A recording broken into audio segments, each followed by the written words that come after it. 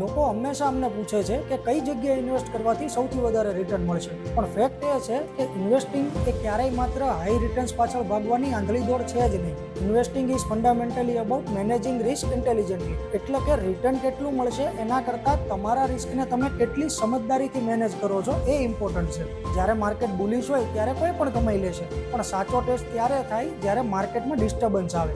વગર વિચારે માત્ર રિટર્નની લાલચમાં પૈસા ઉમી દેવા એ ઇન્વેસ્ટિંગ નથી, એ તો એક જુગાર જ છે. જો તમારું રિસ્ક ઇન્ટેલિજન્ટલી મેનેજ થયેલું હશે તો ગમે તેવા ખરાબ માર્કેટમાં પણ તમારી કેપિટલ કમ્પેરેટિવલી સેફ રહેશે.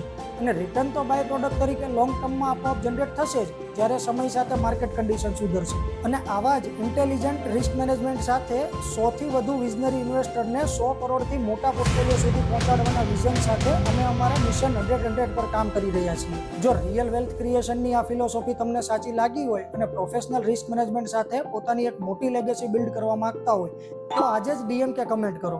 Let's connect and define what is truly good for your wealth.